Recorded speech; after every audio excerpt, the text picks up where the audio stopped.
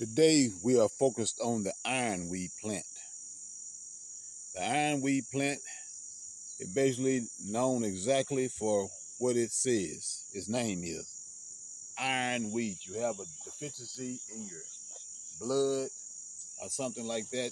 That's what the ironweed plant is known for. And one of the things that I've learned about the ironweed, because I had bought some cuttings from this other plant called the African bitter leaf. But the cuttings that I bought didn't do so well as far as me getting the root. But then when I started doing my research and everything, because I had made some tea from this here ironweed, and I realized, I was like, wow, this particular plant tea tastes very bitter.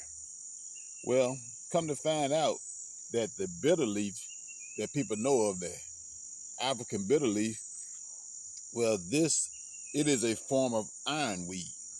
I'm not saying they're the same, but it is a form. It's in that same family. So that's what you get when you're dealing with the ironweed. And one of the characteristics of the ironweed, you can see near the bottom part of that plant, it has like larger leaves. The leaves on the plant remind me of the leaves that's on the loquat plant, because when I first started looking at it, I was looking at my loquat tree. I said, oh, we got some little loquat plants growing here, but it wasn't. But if you notice, the leaves that's closer to the bottom of the ground, they larger. And then as they come up toward the top, they start getting much smaller. And that's what you can see with this here plant here. The leaves get a lot smaller as they come up near the top, but down near the bottom they get small, and then eventually they start flowering.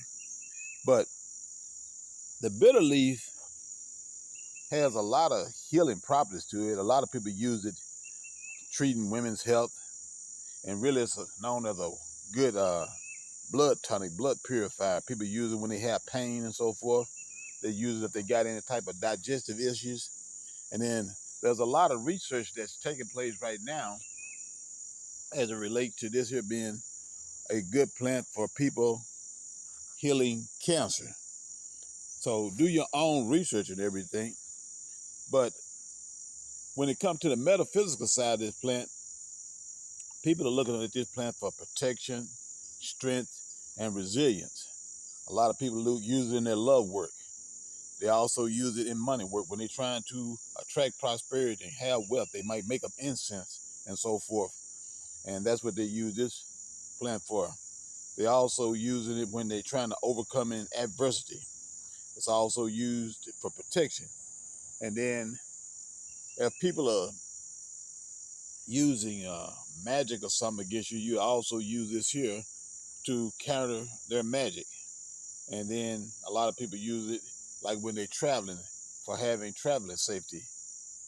And then sometimes you just facing adversaries in life, and they use this here plant here in building confidence. And then a lot of people use it in burning incense to increase their psychic ability. But like I was initially alluding to when I was talking about the health, the thing that I pretty much focus on, like I said, is the health side of it. I haven't used it that much for the other parts of it, but I focused on it from the health standpoint because I think that your health is better than your wealth. If you focus on your health and cleaning up your inner man, your life that's on the inside of your body, then all those other things will come to you. But in our family, we have people dealing with issues like cancer and so forth. So that's what drew me to this plant. And I remember I was driving along I was out in the what they call the countryside, driving along, and I kept seeing this plant over and over. And I'm like, what is that plant? It grows so large, it got these big luscious leaves on it and so forth. And then I started doing my research and stuff on it. But I mean, when you make the tea gonna be somewhat bitter, kind of letting you know that it's something that's probably gonna be dealing with your blood purification and so forth. And that's what you want to do, because a lot of time when you're dealing with things, people that's dealing with things like cancer and so forth, they also have something related to dealing with their blood or the cells in their body. And this is a good herb that grows pretty much here in this southern part of the United States just wildly. I mean, out here, we got just so much just in abundance growing in the yard that over the next few days, I'm going to be doing a little harvesting and stuff. But when I looked at it, I was like, wow, this is a very nice herb. But be prepared that if you try to drink it as a tea, it's going to be bitter. So you're going to probably have to dilute it. Normally, the way I take it, I take me so many leaves, put it in 2 bottles of water, get the water to boiling first. Then I take those leaves, I put it down in the tea, then let it go from there. I turn the heat off and just let it heat up, whatever going there. Then I take that and I take maybe another 2 bottles of water and dilute it down. But I've known it to be very good, and just taking it, I try to drink it maybe once every week or once every 2 weeks. But use it as needed. But that's the thing that you're dealing with, that these plants out here that are just growing in nature in abundance, they're there for your taking. And you can use it, like I said, if you're just trying to do basic healing in your body, but also you could use it in your metaphysical work.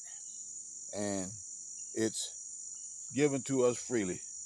And that's the herb that we talk about today, the ironweed plant. And the key thing from health, if you have issues dealing with your blood, or you have an iron deficiency, which is mostly related to your blood, then this is your go-to plant right here.